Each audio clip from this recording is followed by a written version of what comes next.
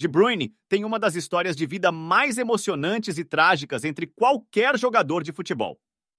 Desde o início, ele foi abandonado por sua família adotiva e quase expulso do seu time. Quando estava prestes a ter uma grande oportunidade, sua namorada o traiu com um de seus colegas de seleção e o deixou arrasado mentalmente. Ele acabou sendo considerado um fracasso pela mídia, e mesmo assim usou sua raiva como combustível para se tornar melhor. E no final, ele havia alcançado o topo, e ainda assim, a vida não parou de atingi-lo com tragédia após tragédia. Com 8 anos de idade, ele já estava se metendo em encrenca. Fazia 2 anos que ele estava no clube de sua cidade natal quando resolveu se mudar para o Genk. No entanto, as coisas no Genk não ficaram mais fáceis. Ele não era encrenqueiro, mas apesar de ser estranhamente quieto, ele tinha um caráter muito forte, era ambicioso e excessivamente honesto. Independentemente disso, ao longo do tempo, as notícias de seu grande talento se espalharam por todo lugar. E assim o Genk, sabendo que o garoto estava infeliz, o convenceu a se mudar sozinho para jogar com eles por todo o país. Depois de 1 ano vivendo em uma casa de internato, o Genk fez um acordo especial em que os jovens jogadores, em vez de serem alojados em suas instalações, seriam acolhidos por uma família adotiva. E assim, De Bruyne, junto com 2 de seus colegas de equipe, mudou-se para essa nova família. Mas o ano anterior havia sido difícil para De Bruyne. Ele já era muito tímido em sua cidade natal. Mas agora, no outro lado do país, e falando com um sotaque engraçado, bem como ele mesmo disse, foram os anos mais solitários que eu vivi. Nas férias, quando ele voltou para a casa de seus pais legítimos, a família adotiva ligou e disse que não queriam mais ele lá. Disseram que ele era um menino muito estranho e quieto. Quando sua mãe terminou de contar o que aconteceu, ele simplesmente pegou uma bola de futebol do chão e correu para o quintal e chutou a bola contra uma cerca por horas. O pior é que o clube havia sido informado e agora achava que ele era um problema, tanto que eles não estavam dispostos a pagar por outra família adotiva para cuidar dele. E em vez disso, ele seria enviado para outra casa de internato. Mas essa era especial. Era uma casa de internato para crianças problemáticas, quando já estava com 16 anos. Embora já tivesse jogado algumas partidas pelo time B, ele era, em suas próprias palavras, um ninguém. Com o tempo, De Bruyne começou a evoluir a ponto de marcar 5 gols em uma única partida. Uma vez lá, o clube começou a agir de forma estranha, dizendo que queriam pagar a família adotiva para tê-lo de volta morando com eles. A verdade é que a antiga família adotiva, ao ver De Bruyne se destacando, queriam tê-lo de volta com a intenção de adquirir vantagens financeiras no futuro. De Bruyne apenas disse: "Vocês me jogaram no lixo, e agora que estou bem, você me quer de volta?" E antes que eles pudessem dizer algo, ele lhes deu as costas. Na segunda temporada pelo clube, ele começou a ganhar minutos e na terceira conquistou o campeonato, marcando 5 gols e dando mais 16 assistências, levando o Genk ao 3º título da liga em sua história. Nesse mesmo ano, ele ainda conseguiu dar mais um passo, estreando pela seleção belga e impressionando instantaneamente a todos.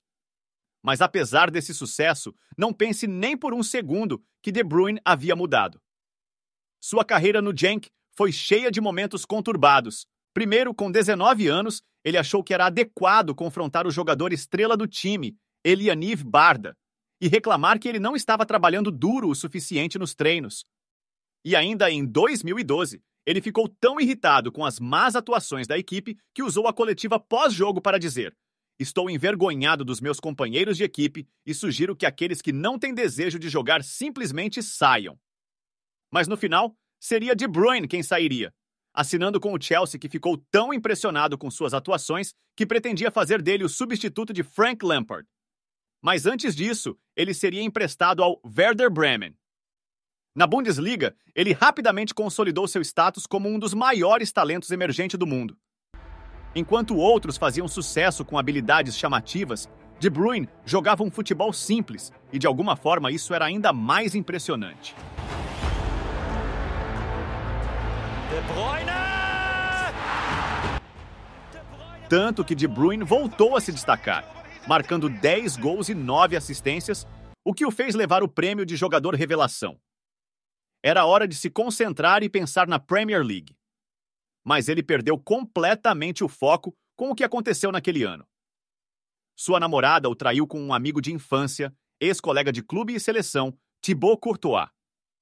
E ela nem foi gentil sobre o assunto, confirmando o escândalo para a imprensa e garantindo que Courtois lhe deu uma noite melhor do que De Bruyne havia dado em 3 anos. Mesmo com Courtois se juntando ao Chelsea após sua saída para o Wolfsburg, em um caso que parecia uma espécie de injustiça poética, De Bruyne ainda conseguiu se manter calmo, permitindo que Courtois continuasse jogando pela seleção belga depois que o treinador deu a De Bruyne o poder de decidir se seu comportamento deveria ser punido. No mesmo ano, De Bruyne foi o artilheiro da Bélgica nas eliminatórias, levando-os à primeira Copa do Mundo em 12 anos. Assim que a temporada seguinte começou, De Bruyne aproveitou essa tela em branco que lhe foi dada e criou uma obra-prima, com 16 gols, marcando 2 deles contra o Bayern de Munique, em uma partida que acabou sendo a primeira derrota deles em quase um ano. Além disso, fez 27 assistências, das quais 21 vieram na Liga, que na época era um recorde absoluto da Bundesliga. Ele levou o Wolfsburg ao título da Copa da Alemanha e ao segundo lugar do campeonato alemão, atrás apenas do Bayern, e ainda por cima foi eleito o melhor jogador do campeonato. E se você está se perguntando como ele conseguiu fazer esse retorno depois de ter o coração partido, bem, ele conheceu sua futura esposa. De Bruyne diz que isso mudou a vida dele, que sem ela, ele nunca teria sido capaz de sair de sua concha. E um ano após sua transferência para o Manchester City por 76 milhões de euros, que na época foi a transferência mais cara da história da liga. Em sua segunda temporada com Guardiola, De Bruyne liderou os números de assistências com 16 assistências e levou o City a se tornar o primeiro clube a atingir 100 pontos no campeonato inglês.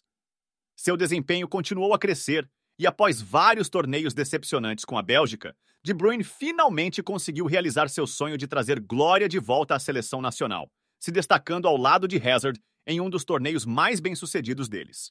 Ele até marcou o gol da vitória contra o Brasil nas quartas de final, antes de perder para a França e vencer a Inglaterra para conquistar a medalha de bronze da Copa do Mundo.